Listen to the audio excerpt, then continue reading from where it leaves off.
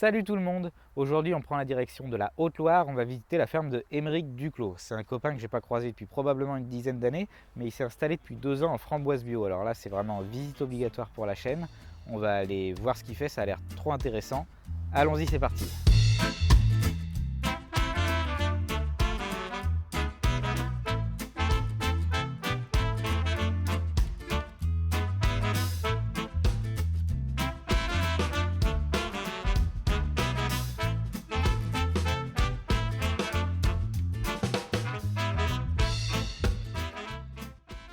Petit disclaimer, cette vidéo est la suite de la visite de la ferme d'Émeric et de la rencontre avec Émeric qu'on a fait dans une première partie. Donc si ça vous intéresse, je vous laisse aller regarder cette première partie où vous apprendrez plein de choses sur sa ferme et sur Émeric. Et sur ce, bon visionnage! Quand tu les as plantés? Et ben du coup là moi je suis parti d'une prairie, Ouais. donc le sol était déjà on va dire au repos, mais bon une prairie ça réenrichit, ça restructure, donc pas vraiment au repos, mais au repos depuis plusieurs années. Après je voulais savoir quel était le meilleur précédent cultural, enfin le précédent avant implantation de framboises. Il y a la moitié des gens qui m'avaient répondu de l'engrais vert, l'autre moitié qui m'avait répondu de la prairie. Donc j'ai coupé la parcelle en deux, j'ai fait une moitié d'engrais vert pendant une année. L'autre partie je l'ai laissée en prairie, donc pâturée par les juments. Après j'ai travaillé le sol, donc j'ai labouré le sol. J'ai fait passer une herse rotative pour avoir un truc assez plat. J'ai implanté les tunnels. J'ai mis du compost sur les rangs. Et j'ai planté du coup tous les framboisiers comme ça avec tout le système de palissage et apporté le goutte à goutte. Ton goutte à goutte, il est sous la bâche. Ouais, il est sous la bâche. Donc tu plantes dans les bâches. Et là, du coup, j'ai utilisé un système de bâches soi-disant biodégradable, mais qui devient après des micro-bouts de plastique dans ton sol, donc c'est génial. Mais je voulais essayer ce système parce que c'était le système qui faisait tout ça à côté. Voilà, donc je réfléchis à des solutions alternatives. Là, pour l'instant, cette année, j'ai reproduit ça. Et la bâche, elle va tenir assez longtemps pour ta Non, culture de framboise. normalement, elle tient que 3 ans, maximum, 2 ou 3 ans. Et tu vas la laisser combien de temps? Et bah, en fait, je vais l'enlever dès qu'elle commence à se défaire en plein de petits morceaux, quoi. Et ta culture? Et la culture, après, par contre, je rajoute du compost, potentiellement ici du paillage, donc des plaquettes de bois ou de la paille, enfin n'importe quel paillage, pour garder en gros l'intérêt du paillage au pied, quoi. Avec quand même une toile tissée au pied des tunnels parce que sinon c'est... La toile tissée, c'était implanté au niveau des ancres, enfin des vrilles du coup des pieds des tunnels, parce que c'est des zones qui sont difficiles à désherber. Tu peux difficilement te faufiler là-dedans. Mais là, pareil, moi, ça me pose question sur la vie du sol, sur plein d'autres choses, et c'est pour ça que je réfléchis à d'autres systèmes, quoi. Et là tu plantes tous les combien? Et ben normalement, une plantation de framboises, elle peut vivre entre, on va dire, 7 et 10 ans. Mais si tu en occupes bien, elle peut faire quelques années de rab, quoi. Par exemple, moi, mes framboises du dessus, là, c'est pour ça que je dis qu'elles sont vieilles, elles ont déjà 13 ou 14 ans. Mais c'est vrai qu'il y a des parties qui sont très vigoureuses encore. Si tu en occupes bien, elles peuvent vivre plus longtemps. Mais c'est vrai que dans une logique de production et de rendement, après, elles perdent un peu en vigueur, quoi, avec l'âge. Du coup, en général, on les garde 7 à 10 ans. Et, sur le rang, tu les as plantés tous les combien? Tous les 50 cm. Ouais. Tous les 50. Un plant tous les 50. Ouais, c'est ça. Et donc après, tu gardes combien de canomètres? Et ben moi j'en garde entre 8 et 10. En général ce qu'on apprend c'est entre 10 et 12. Après ça dépend un peu de la vigueur de tes plants parce que si tu en gardes 10 et 12 et qu'après ton rang il est hyper dense, c'est dur à la cueillette de trouver les framboises au milieu, etc. Et en termes de rapidité de cueillette c'est plus compliqué. Du coup si tu veux... Enfin moi j'ai croisé des gens qui disaient que 8 à 10 c'est bien, du coup là j'essaye 8 à 10. Ouais. Et donc des ravageurs sauvages, là, sangliers, chevreuils, t'as des problèmes? Ouais, bah alors sur cette parcelle, les chevreuils ils sont tout le temps là. Et du coup, je voulais les protéger. J'avais mis 3 fils électriques, un quasiment à 50, un à 1 mètre, un à 1,50 m, mais en fait, ça n'a pas suffi. Ils venaient quand même manger les framboisiers à l'intérieur. Du coup, j'ai abandonné, j'ai enlevé les fils électriques de protection, quoi. Et tu fais avec les chevreuils. Voilà. Et ça va, pas trop de dégâts? Bah, pour l'instant, ça va. En gros, apparemment, les palisser bien, c'est-à-dire les maintenir droits, ça limite un peu le truc. Parce que du moment que ton plant il arrive à cette hauteur-là, après ils viennent plus abrutir, parce que c'est ça le problème. Le problème, c'est s'ils mangent le bout, ils peuvent manger à la limite les feuilles sur le côté, mais le plus tendre et le meilleur, c'est au bout. Et ben là, après, ça force la canne à fourcher et à faire d'autres drageons, et du coup, c'est un peu moins productif. Voilà. J'ai pas filmé quand Ouais. tu parlais de tes variétés en bas. Tu peux nous faire toutes les variétés que tu as? Ouais. Alors la grosse majorité, je dirais que 70% de la plantation, c'est des Maker. Donc c'est un peu la grande classique de la framboise que tout le monde a l'habitude de manger, d'acheter, etc. Qui est assez vigoureuse, assez rustique, et qui se comporte bien en altitude. Parce que nous, l'altitude, c'est quand même un gros problème. On est quasiment à 1000 mètres sur toutes les parcelles. Et après, donc c'est la Maker majorité. Après, j'ai de la Tulamine qui est plus acidulée, etc., qui vieillit un peu moins, mais qui plaît assez bien. Et là, je tente une nouvelle variété qui s'appelle la Violette, qui est censée faire des fruits un peu plus gros. Et en termes de vigueur, j'ai l'impression que c'est un peu moins, mais j'ai pas encore assez de recul pour en parler. Donc 3 variétés. Ouais, pour l'instant, ouais. Et je vais essayer de la... Parce que tout ça, c'est des non remontantes. C'est-à-dire, c'est des framboises de saison qui produisent qu'une fois. Mais je vais essayer de mettre des remontantes sur notre parcelle. Ah ouais, t'es tout en non remontant. Ouais, pour l'instant, ouais. Et donc du coup, ta saison et l'arrivée des saisonniers, tout ça, ça s'échelonne comment sur l'année? Un mois, 3 semaines, un mois même. En gros, toute la cueillette, vu que c'est toute la saison, toute la cueillette se fait sur 3 semaines, un mois. Cette année, c'était même moins de 3 semaines quasiment. Et c'est quand ces 3 semaines? C'est juillet. C'est Juillet. toujours juillet. En gros, fin juin, fin juillet pour une année sèche et chaude, et mi-juillet, mi-août pour une année où ça a pris un peu de retard, quoi. Mi-juillet, mi-août, même avec les bâches? Ouais, c'est parce que Ouais, c'est les 1000 mètres, et quoi. on est à 1000 mètres d'altitude. Ouais. Mais c'était tout l'intérêt à l'origine, la framboise en Haute-Loire, ça a été quelques personnes qui se sont dit tiens, on va mettre des framboises en altitude avec des couvertures plastiques pour désaisonner par rapport à la plaine et arriver sur le marché en décalé, quoi. C'était l'origine de la framboise en Haute-Loire, c'était ça. On n'a pas parlé de ton sol, mais là, on est sur des sols acides ici. Ah ouais, clairement. On est sur du volcanique acide. Enfin, on est à 1000 mètres sur des zones avec des forêts de résineux aux alentours. Ouais, le sol il est bien acide. Ouais.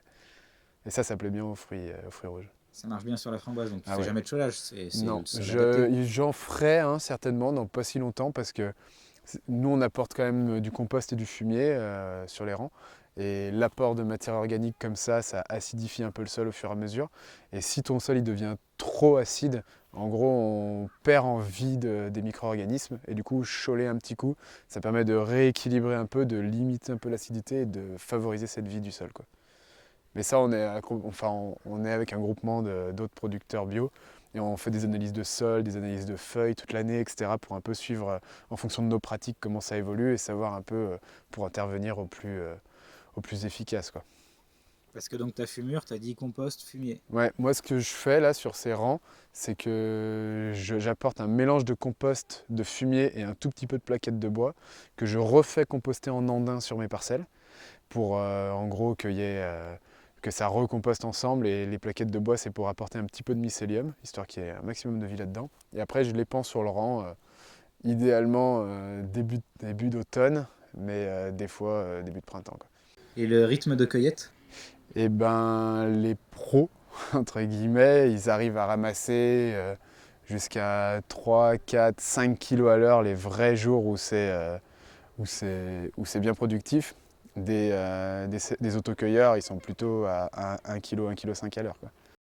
En gros, les framboisiers, ça pousse, chaque année ça fait une tige. Donc ça fait une tige qui grandit, qui grandit, qui grandit, qui fait un drageon. Donc c'est ce drageon là qui a poussé toute cette année. Ce drageon là, il ne produit pas, il va passer l'hiver, il va s'aouter, c'est-à-dire il va devenir marron. Et l'an prochain, au printemps, il va y avoir des latérales qui vont pousser et produire les fruits. Du coup, là, nous, ce qu'on fait, c'est que quand elle a poussé, on l'attache, on la palisse. Moi, je vais l'étêter parce que dans tous les cas, ça casserait avec la neige et ça permet de limiter la hauteur de cueillette de fruits. Ça va passer l'hiver, donc ça va s'aouter, ça va devenir marron. Et au printemps, là, il va y avoir toutes les latérales qui vont porter les fruits, donc sur lesquels on va cueillir. Et l'an prochain, une fois que ça aura produit, je vais toutes les couper à ras, les enlever et attacher les nouvelles qui auront poussé à la place. Et du coup, ça fait un roulement sur 2 ans en fait, où du coup, tu as les nouvelles qui poussent pendant la saison, que tu vas attacher en fin d'année et enlever celles qui viennent de produire. Et ça, par exemple, c'est toutes les tailles qui ont produit cette année, quoi. Et donc tout ça, on l'a dit, à 8 ou 10 cannes au mètre, linéaire. Ouais, alors c'était même plus, là c'était 10 à 12 l'an dernier. Et là, cette année, j'essaye d'être à 8-10 pour être sûr, quoi. Même quasiment 8 là. Ici, c'est 8. Donc là, si on reprend celle que tu avais, pour qu'on comprenne bien, celle-là, elle fait 2,50 m de long. Ah oui, oui, au moins, ouais, même 3 mètres. 2,50 m de long, là, celle-là. Même 3 mètres, ouais. Et toi, tu vas la couper à 1m20, 1m30 quoi. Enfin, en gros, à hauteur d'yeux, d'épaule. Parce que moi, je suis pas petit, il n'y a pas de souci, je peux cueillir en hauteur, mais des fois, les cueilleurs, ils sont pas très grands. Et aller chercher les fruits du haut. En fait, nous, tout l'enjeu, c'est que pendant la cueillette, il n'y ait pas d'oubli. Pour faire face aux ravageurs de la drosophile.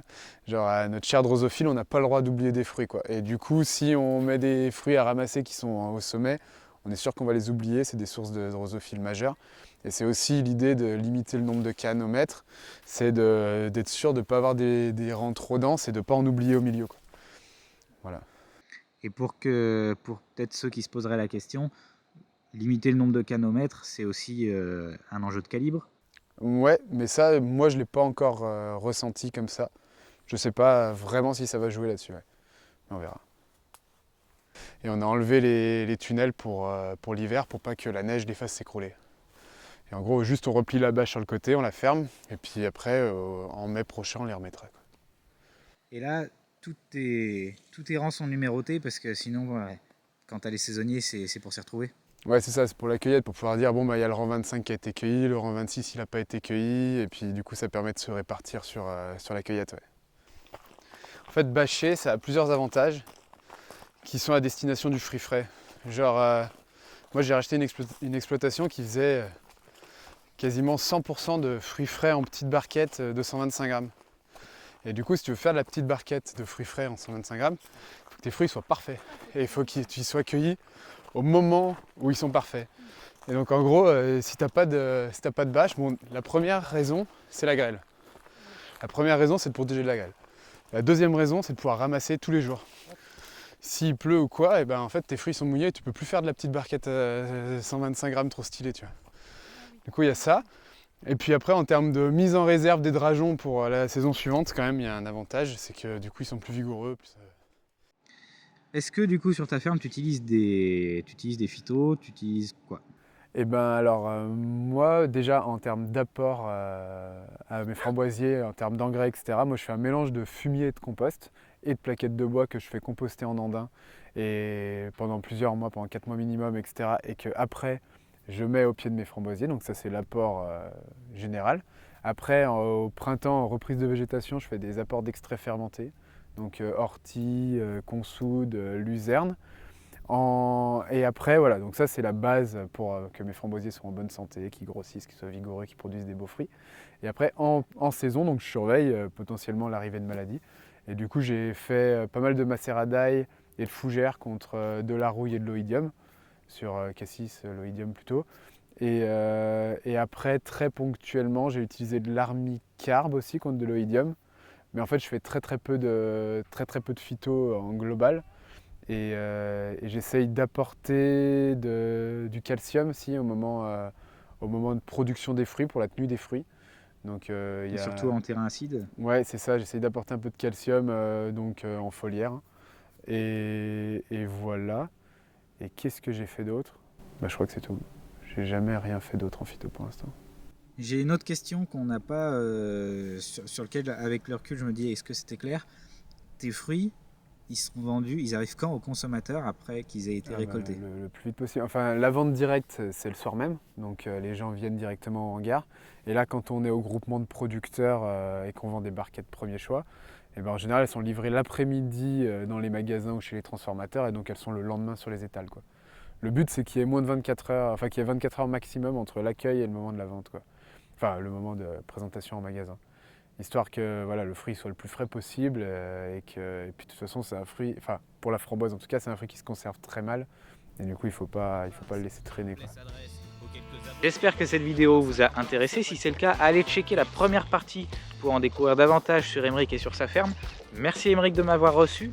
Et si vous avez des questions, n'hésitez pas à les poser en commentaire. Je suis sûr qu'il sera très content d'y répondre. Et puis sinon, je vous dis à la semaine prochaine. Salut!